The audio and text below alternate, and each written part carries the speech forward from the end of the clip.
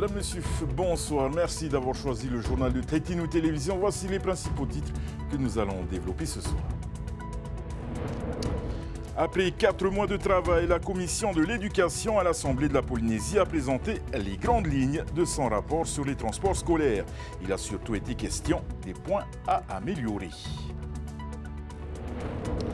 Les crevettes bleues de la Blue Pearl Shrimp de Tohotu ne viendront plus alimenter vos assiettes. La jeune société jette l'éponge après une dizaine d'années d'exploitation. La 35e édition du Te-Eito a débuté aujourd'hui avec les Tama. 140 jeunes champions de 10 à 14 ans ont montré leur talent sur le plan d'eau de Taone.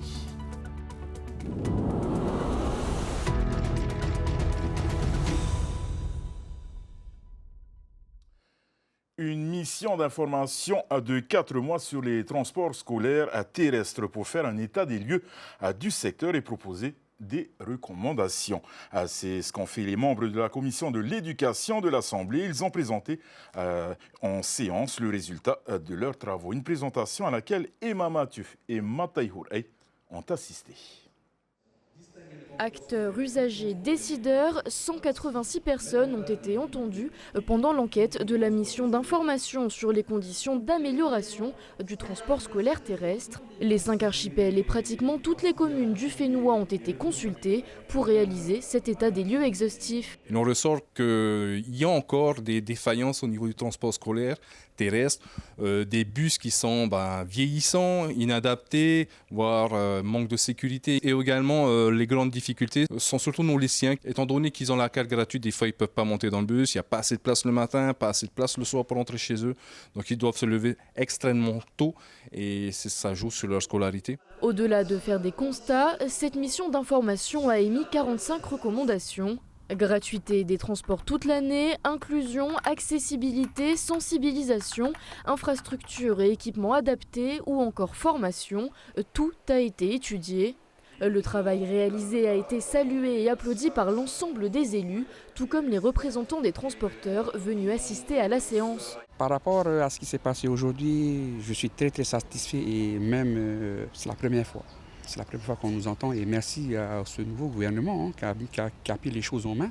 Et aujourd'hui, on attend des actions. La balle est désormais dans le camp du gouvernement et c'est à lui de mettre en œuvre les recommandations. Le gouvernement a bien compris qu'il faudra un travail interministériel, mais même à notre niveau, au niveau de notre institution, nous avons des commissions.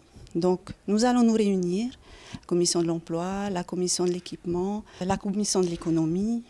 Donc, en parallèle avec ce qui sera fait au gouvernement, je pense qu'on pourra travailler de concert sur l'application de ces recommandations. Au-delà des institutions, les maires souhaitent également travailler sur ce vaste sujet des transports en commun scolaires qui touche une grande partie de leurs administrés. Près de 26 000 jeunes utilisent ce type de transport au quotidien. C'est ce que je préconisais, de travailler vraiment ensemble avec l'État parce que ce sont ces élus de proximité qui connaissent les problèmes au quotidien de nos enfants mais aussi des familles et qui pourraient bien sûr partager ces préoccupations avec le pays afin que le pays de son côté puisse mener un plan par exemple de construction d'abribus qui puisse répondre véritablement aux besoins. Après les transports en commun scolaires terrestres, la commission de l'éducation prévoit de s'attaquer aux transports scolaires aériens et maritimes dans les prochains mois. Après un passage à vide l'année dernière, la filière crevetticole perd l'une de ses structures d'élevage. Mitirapa Blue Pearl Shrimp, installée dans la commune de Tairapu-Ouest, a décidé de fermer ses bassins. Acculé par les dettes, le propriétaire reste néanmoins fier de son parcours, mais appelle le pays à mieux soutenir cette filière. Le reportage de Nicolas Pérez. Le ciel s'obscurcit sur la filière crevetticole. Depuis 1 an, les éleveurs connaissent de nombreux déboires. Surmortalité des larves, météo capricieuse et des vols à répétition. Toa, jeune éleveur, a décidé de jeter l'éponge. Sans amertume, il garde les bons moments. Après 11 ans de travail acharné, je retiens beaucoup d'expérience. C'est un métier à multiples casquettes et du coup, je ressens grandi. Donc pas gâché, mais bon, j'aurais voulu que ça se termine autrement, on va dire. S'il salue le soutien de la direction des ressources marines, Toa déplore néanmoins un manque de cohérence du pays dans la maîtrise de la production alimentaire locale. La ligne directive du pays et éventuellement l'autosuffisance alimentaire, c'est que le gouvernement devrait peut-être faire un peu plus pour ce genre d'activité où pour moi il y a beaucoup d'avenir pour les Polynésiens. Pour le ministre en charge du secteur, le pays n'a pas failli et regrette cette fermeture soudaine. Ils disent que le pays n'est jamais venu en soutien en fait dans cette entreprise. C'est pas vrai. Ils ont toujours été accompagnés par le service de la direction des ressources marines, en particulier au niveau technique scientifique, également au niveau de la fourniture de bassins, de filets de protection. Ils ont eu une aide de demande à développement aquacole à hauteur de plus de 5 millions. Aujourd'hui, Toa démonte ce qui reste de sa station d'élevage. Asphyxié par les dettes, il lance une cagnotte en ligne pour le soutenir financièrement. Ma perte, je l'estime à plus de... Là, c'est de la recherche et développement. Après, je l'estime à plus de 60 millions. Cette fermeture serait-elle la première d'une longue série? Pour son concurrent et ami Tevasiu, plus gros producteur de crevettes bleues en Polynésie, la filière est en grande souffrance. Le cas de Toa, en réalité, ça reflète la santé générale de la filière. Et c'est là qu'on a besoin de soutien du gouvernement pour nous aider à passer ce cap. C'est une filière qui vaut vraiment la peine d'être soutenue parce qu'elle va développer et voler de ses propres ailes d'ici quelques années. Désormais, Toa veut passer à autre chose, mais souhaite apporter toute son expérience à celles et ceux qui envisageraient de se lancer dans l'aventure de la crevetticulture. C'est de la fierté et je pense que c'est ce genre de projet qu'il faut lancer pour développer le secteur et l'autosuffisance alimentaire. Et dans le cadre de ces conférences Savoir pour tous, l'Université de Polynésie accueillait ce mardi un couple de scientifiques de renom, experts en pêcherie internationale. Le Dr Boris Worm et sa collègue Lauren Schiller ont étudié l'impact des dispositifs de concentration de poissons dérivants. Aujourd'hui, des dizaines de DCP dérivants provenant de seineurs étrangers se retrouvent dans notre zone économique exclusive. Ils ont notamment exposé les solutions qui permettraient d'allier autonomie alimentaire et préservation des stocks de poissons, un défi soutenu par le ministre des Ressources marines, Taivini Teai. On l'écoute au micro de Matai Toutabai. La conférence de ce soir était plus qu'importante parce que ça permet d'avoir des experts qui sont reconnus internationalement, d'avoir leur regard extérieur. Ils ne sont pas du tout partisans d'une technique de pêche ou d'une autre. Et pour nous décideurs, ça nous permet justement d'avoir des résultats concrets, des informations factuelles. Nos stocks de thon, notamment thon rouge et thon germont, sont bonnes, suffisantes en effet pour une exploitation comme le souhaite le gouvernement pour une augmentation du quota de pêche, mais ça doit se faire de façon raisonnée. On peut augmenter notre quota de pêche, mais pas de façon soudaine, ça doit se faire de façon progressive. Et également, ça doit être réalisé avec, mais ça c'est bien entendu tout le défi du ministère dont j'ai la charge, ça doit être mis en avant avec la formation et les navires hauturiers. L'État va mettre à disposition de l'hôpital de Taoné une cinquantaine d'internes en médecine et d'assistants spécialistes. C'est le point principal d'un projet d'avenant à la Convention Santé État-Pays. Il a été adopté à l'unanimité ce matin et présenté par la très controversée élue Tavinhui Atira Silvana Atiatoa. Le reportage d'Esther Parocordet. 56 internes et 8 assistants spécialistes partagés. C'est le comble de l'ironie. Silvana Tiatoa, nommée co-rapporteuse d'un projet d'avenant de l'État pour renforcer l'hôpital avec une cinquantaine d'internes et de spécialistes assistants de Bordeaux. Ses propos sur les soignants ont été qualifiés par l'Ordre des médecins de racistes, d'indignes et d'insultants.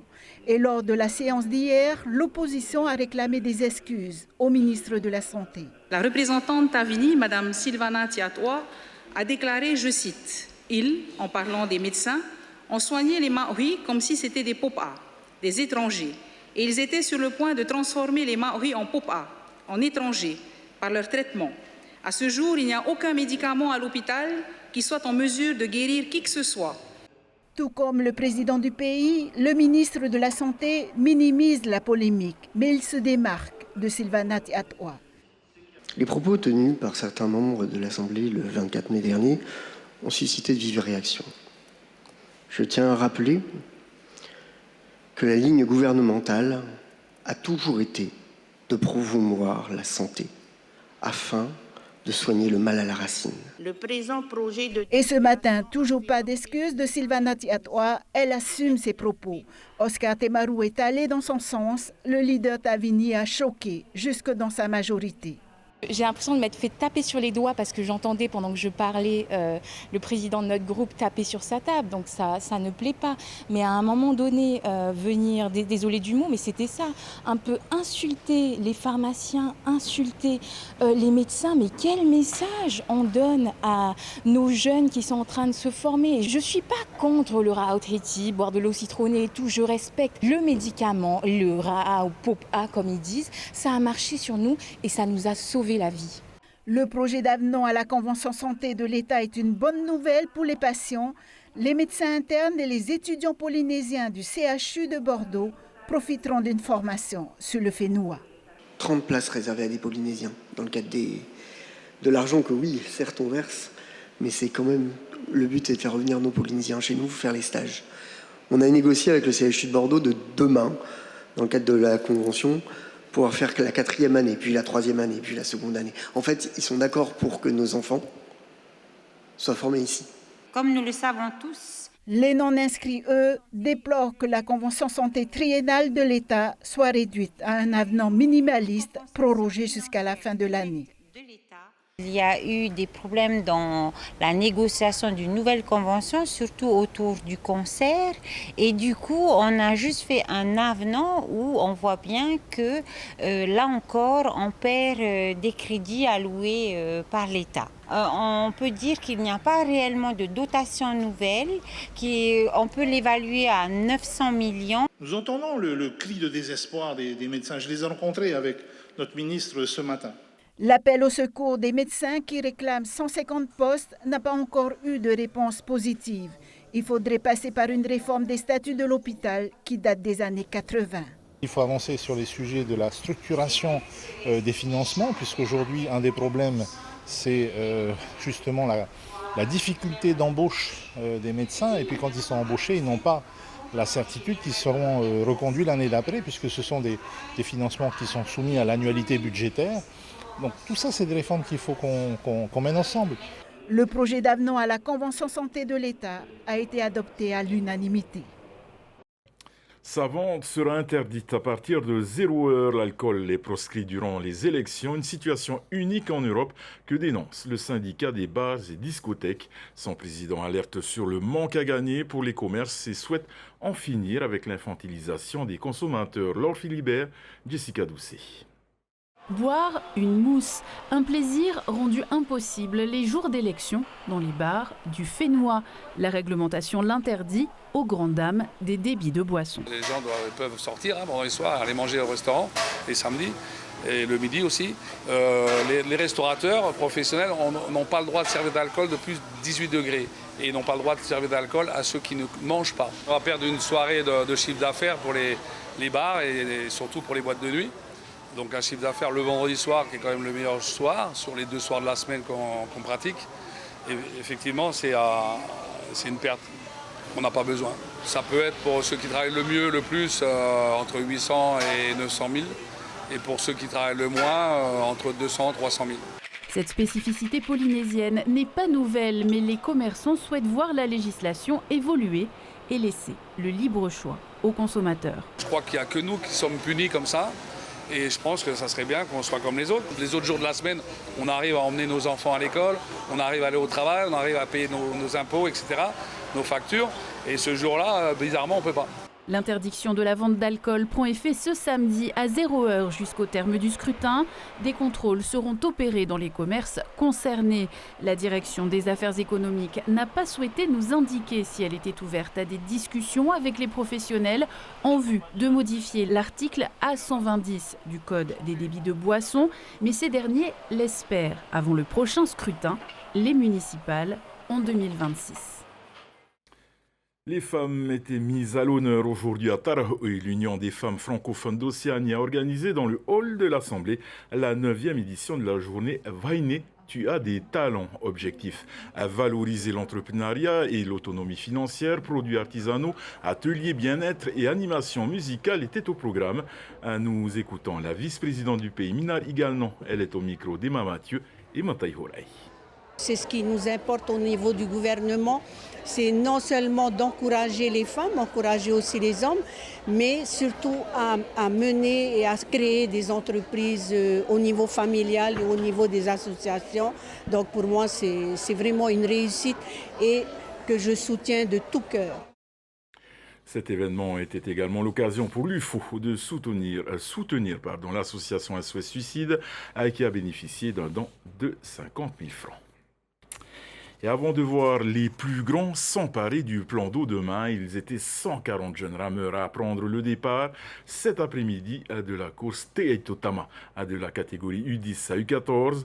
La nouvelle génération du a démontré son talent dans la baie de Taoné. Le reportage de Désiré Teivao, Naya Bennett. Avant de prendre le départ, ces petits Aïtos prennent les derniers conseils auprès de leurs parents avant de s'élancer. La catégorie U10 lance les hostilités. Au programme pour ces espoirs du VA, 2 boucles de 3 km à réaliser dans la baie de Taoné. Le tout avec un plan d'eau balayé par un fort vent d'est. Pas de quoi perturber ces rameurs en herbe qui ont déjà une bonne maîtrise de leur pirogue. Nous sommes vraiment contents. En plus, c'est des gosses, moins de 10 ans. L'avenir du VA a du beau devant lui. Ils sont entre de bonnes mains, donc ils ont appris les fondamentaux, comme toute chose. Il y a des fondamentaux et après c'est de la pratique. En difficulté au départ, Toumanatini Touarao réussit une belle remontée. Il boucle les 6 km de course en 21 minutes et 14 secondes pour s'offrir sa première victoire au Teaitotama. Dès le départ, j'étais avant-dernier, je crois, et après, à la fin, j'étais premier. Aujourd'hui, tu es content? Oui. Pourquoi tu es content? Parce que j'ai gagné le Teaito. Beaucoup d'entraînement tous les jours et ouais, ça a été dur quand même pour lui dès le début jusqu'à aujourd'hui. C'est beaucoup de fierté. Tiens, je suis contente pour lui, pour terminer son année en U10. C'est carrément une grande fierté. Les courses des U12 et des U14 se sont ensuite enchaînées. Et demain, ce sera au tour des cadors de la discipline de prendre le relais. Les juniors et les dames prendront leur départ le matin à Taoné avant la course reine des seniors hommes prévue demain après-midi. Et la Vodafone Channel Race 2024, c'est samedi 15 juin à Etinihau. Cette 5e édition sera plus imposante que la précédente. Une soixantaine d'œuvres est attendue sur la ligne de départ de la course des hommes longue de 60 km entre Tahiti et Moorea. Les dames, quant à elles, ont 34 km à parcourir. Nouveauté cette année, les courses King and Queen of the Dig, plus courtes et accessibles à tous. Cette année, le prize money s'élève à 1 800 000 francs. Plusieurs animations familiales et sportives sont prévues autour de l'événement dans des combats de MMA. L'événement sera retransmis en direct sur votre chaîne préférée TNTV, partenaire exclusif pendant 4 ans. Je vous propose d'écouter Patrick Moux, président du comité organisateur. Il répond à Naya Bennett et Andy Ebb. Quand tu commences à être en difficulté ou que ça ne va pas, c'est là où on voit les vrais amis, comme on dit. Et donc j'ai vu qu'à un moment donné, TNTV ne m'a pas lâché l'année dernière. Ils ont répondu présent à l'appel. Et quand donc Emboîté ce pas, Mathéata m'a demandé de signer une convention avec Olivier. J'ai dit, oui, en plus la télévision, c'est la télévision des Polynésiens, TNTV avant tout. J'ai dit, bon, allez, on va faire, même si j'aime pas trop les partenariats exclusifs, surtout au niveau média. J'ai dit, bon, allez, on va faire pour 4 ans, on va faire grossir la course. J'ai un média sur lequel je peux compter, qui fait très bien son travail, un bon audimat. On se lance, il faut savoir se lancer. La journée Vodafone, c'est surtout associé donc à la culture et au sport. Donc si on ne fait partager le sport qu'à l'élite, il y a beaucoup de gens qui sont exclus.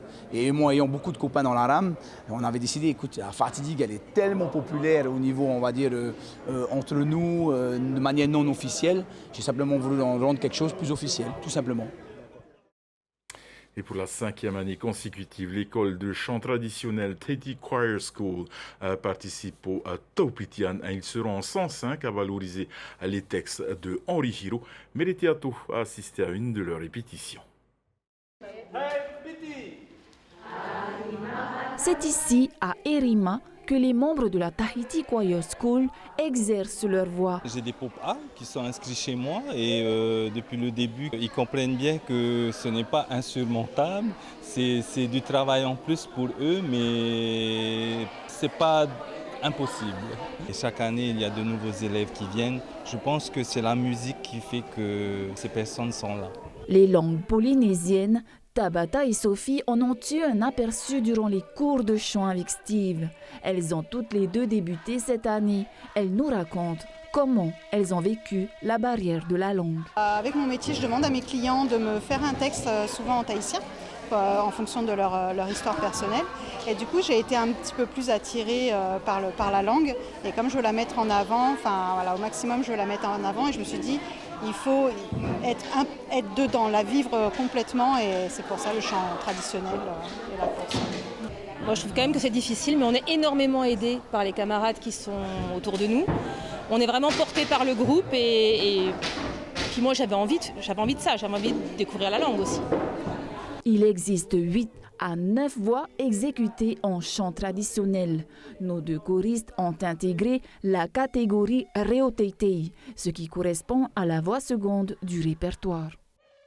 Le chant traditionnel, en tout cas pour moi, ça ramène à très loin et c'est ce qui m'a attirée en fait. Et puis la polyphonie, il y a beaucoup plus de voix, donc, parce que je faisais de la chorale avant en métropole, et il y a beaucoup plus de voix, donc c'est vraiment une autre façon d'appréhender l'ensemble d'un chant. On s'amuse, c'est vraiment prendre du plaisir, c'est pour ça qu'on est là aussi. C'est ça. Pour ce spectacle, Daina prépare la troupe à chanter un outé écrit par Henri Hiro, intitulé Taua Ofe. L'enseignement passe par la répétition. Ça a toujours été une joie de transmettre ça. Et à chaque année, il y a toujours l'évolution. Bon, c'est vrai qu'il faut répéter plusieurs fois par-dessus, mais c'est mon rôle, voilà. Et lorsqu'on voit les élèves commencer à améliorer sur la partie du chant traditionnel, c'est une grande joie. Et on a hâte de chanter. Samedi 8 juin, rendez-vous pour 30 minutes de partage musical avec la centaine de choristes de la Tahiti Choir School que vous découvrirez au Grand Théâtre de la Maison de la Culture. Et n'oubliez pas que vous pouvez suivre toutes les soirées du Top Tian 1 sur le site payant tahitilive.at. Votre soirée sur Tahiti Télévision, ne manquez pas à votre émission de divertissement de Masked Singer, puis du MMA avec Génération Oria. Au nom de toute l'équipe qui a préparé ce journal, merci de nous faire confiance. Excellente soirée sur Tahiti Télévision et à demain. On se quitte sur ces images du Topitian. Retrouvez ce journal en replay sur notre site internet et notre application mobile TNTV.